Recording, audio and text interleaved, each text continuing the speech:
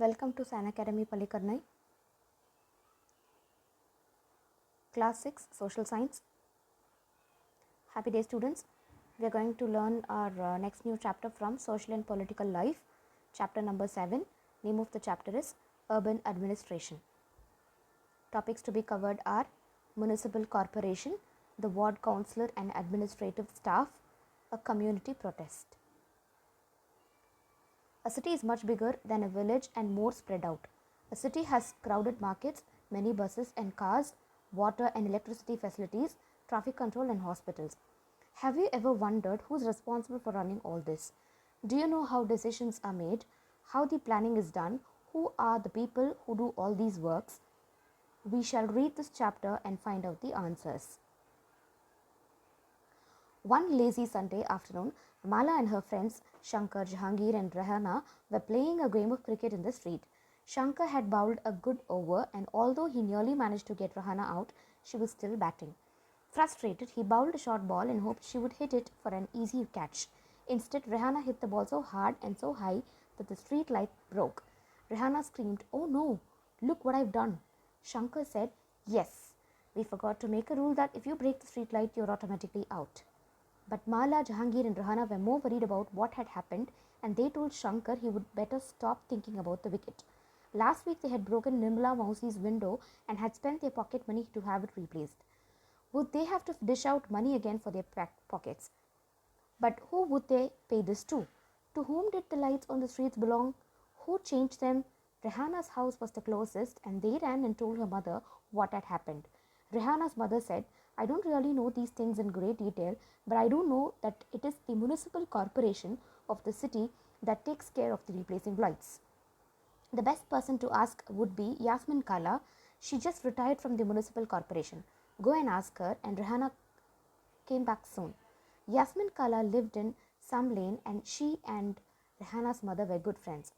The children ran to Kala's house, and when she opened the door, they began to tell her what had happened all at once. When they asked about the street light, Yasmin Kala laughed and said, "There is no one person that you can pay the money to. There is a big organization called the Municipal Corporation that takes care of street lights, garbage collection, water supply, keeping the streets and the market clean. I have heard about Municipal Corporation. They have put up signs around the city to inform people about malaria," said Mala. "Yes, you are quite right. The Municipal Corporation is also responsible for ensuring that diseases do not break out in the city. It also runs schools, hospitals and dispensaries, and makes gardens and maintains them," said Yasmin Kala. Then she added, "Our city, Pune, is a big city, and so here it is called Municipal Corporation. In smaller towns, it is called Municipal Council." The Ward Councillor and Administrative Staff. Yasmin Kala, I'm curious. Who decides where a park should go? Did you have to make interesting decisions like this when you worked in the municipal corporation? Asked Rehana.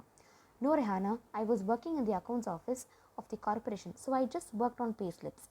Cities are usually quite large, so the municipal corporation has to make a lot of decisions as well as do a lot of work to keep the city clean.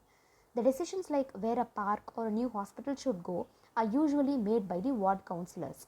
The city is divided into different wards, and ward councillors are elected. The complicated decisions that affect the entire city are taken by groups of councillors who form committees to decide and debate issues. For example, if bus stands need to be improved, or a crowded marketplace needs to have its garbage cleared more regularly, or there is a nala or drain that cuts through the city that needs cleaning, etc. It is these committees for water, garbage collection, street lighting, etc. that decide on the work to be done. When the problems are within a ward, then the people who live in the wards can contact their councillors. For example, if there are dangerous electrical wires hanging down, then the local councillor can help them get in touch with the electrical authority. While the councillors' committees and the councillors decide on issues, the commissioner and the administrative staff implement these. The commissioner and the administrative staffs are appointed. Councillors are elected. So how are these decisions made? Asked Rehana, who never gave up on her train of thought. Well, all of the ward councillors meet and they make a budget, and money is spent according to this. The ward councillors try and ensure that the particular demands of their wards are placed before the entire council. These decisions are then implemented by the administrative staff. said Yasmin Kala, enjoying the question that the children had asked. No adults asked her about her job, and the children's questions provided her an opportunity to relive some of her experiences. But the city is so large. The municipal corporation have a lot of workers, isn't it? Asked Shankar curiously. He had by now luckily forgotten about the cricket match and his incomplete over. Yes, the work in the city is divided into different departments. So there is the water development, the garbage collection department, a department to look after gardens, another to look after roads. I worked on accounts in the sanitation department, said Yasmin Kala, and then went on to offer the children some kebabs to eat. Jahangir ate his kebabs at top speed, and as if he wolfed them down, he asked loudly from the kitchen, Yasmin Kala, where does the garbage that the municipal corporation collects go to? The others were still eating when Yasmin Kala began to answer. This question has an interesting answer. As you know, you can usually find garbage lying all over the street. Earlier, even our neighbor used to have garbage lying all over. And if this remains uncollected, it attracts dogs, rats, and flies.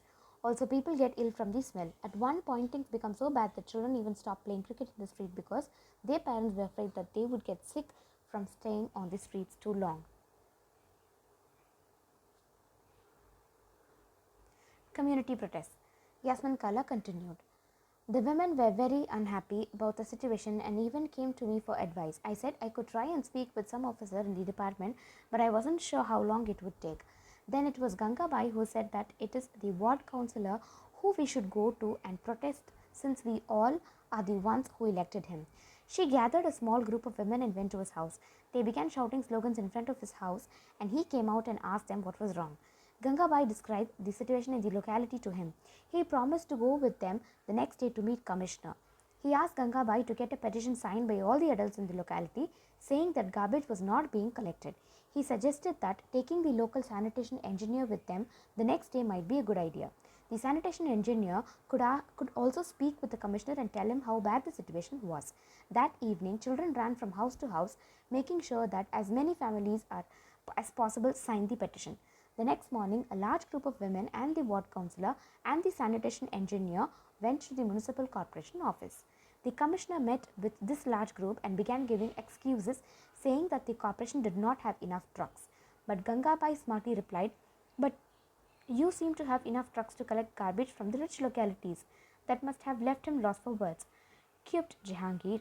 Yes, he said that he would take care of it immediately, and Gangabai threatened that if it was not done in 2 days, a large group of women would protest in front of the corporation.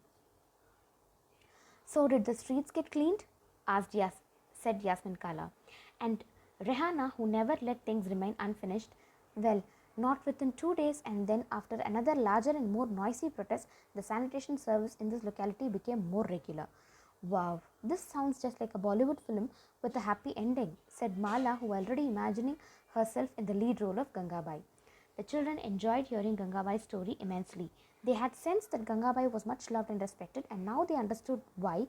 They got up and thanked Kala for answering their questions, and then, therefore, they left Rahana saying, "Oh, I have one last question, Kala. The two dustbins that we have at home now, are they also Gangabai's idea?" Kala began laughing. "No, not really. The municipal corporation was the one who suggested that we did do this to help our streets clean. When we sort our own garbage, it reduces their work." The children thanked Kala and walked back down the street together. It had become quite late and they needed to get back. Thank you.